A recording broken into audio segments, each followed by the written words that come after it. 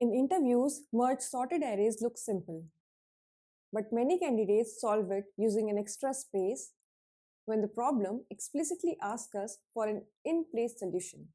Today we'll understand how to merge sorted arrays the way interviewers expect us to. This problem is less about coding and more about understanding how to use existing space. Let's begin. We are given two sorted arrays nums1 and nums2. The array nums1 has a size of m plus n, where first m elements are valid and the remaining n positions are empty. The array nums2 has n elements. The task is to merge nums2 into nums1 so that nums1 becomes one sorted array. The important constraint here is that the merge must be done in place. Note that nums1 already has extra space at the end. That space is intentionally given for merging. Nums1 already has enough empty space at the end, so instead of shifting elements forward, we would use that space intelligently. The empty slots at the end of nums1 are the biggest hint about the intended solution. A straightforward solution would be to use an extra array. But since the problem requires an in-place merge, this approach is not allowed. Here, nums1 already has extra space at the end. We place pointer I at the last valid element of nums1, j at the last element of nums2, and k at the very end of nums1.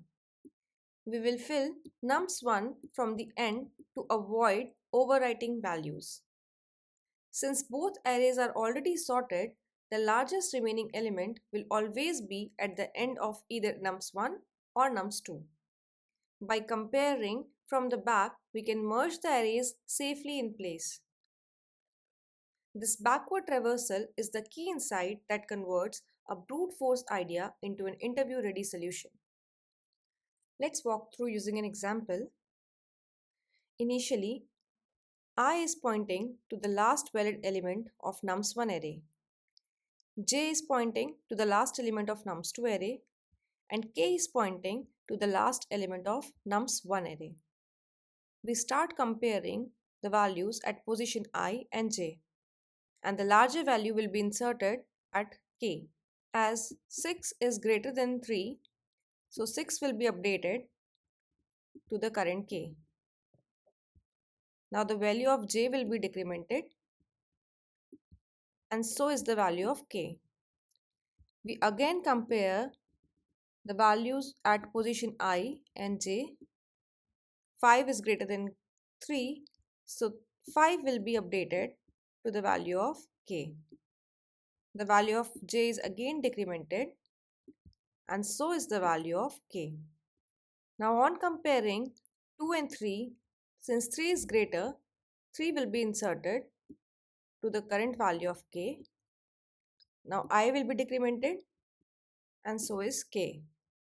On comparing the values of I and J, both are equal, so we will update the value of J to the current element of K. So this will be 2. This is the final sorted array. Here at each step, the largest remaining element is placed at the correct final position. We compare the last valid elements of both arrays. Whichever value is larger is placed at the current index K. We then move the corresponding pointer backward and repeat the process. Each step fixes one final position, so no element is ever moved again. Now that the logic is clear, let's walk through the implementation. I use 3 pointers starting from the end. Pointer I tracks the valid part of nums1, pointer J tracks nums2, and pointer K tracks the position to fill. While there are elements in both these arrays, we compare values at positions I and J. Whichever value is greater, we place that at nums1 K and move the respective pointer backwards. k is moved backward as well after the value has been updated in k. If there are elements left in j, we finally update all the remaining positions of k with the values of j. Move both pointers j and k backward. Let's run the code. This is the expected output. All pointers only move backward. Even though we use a loop, each pointer only moves in one direction. No element is compared more than once. That is why the overall time complexity is linear. Pointer movement and not the number of loops determines the time complexity here. As we did not use any extra data structure, the space complexity remains constant. Interviewers are not testing whether you can merge two arrays. They are testing whether you can reason about in-place operations and use existing memory correctly.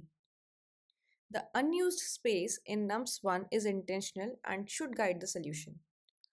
Once we explain why starting from the back avoids overwriting values, most interviewers are already confident in the approach, even before you finish writing the code. Merge sorted arrays is not about memorization. It is about using the available space correctly. Think in terms of pointers and memory. Follow the series to strengthen interview fundamentals. See you in the next one.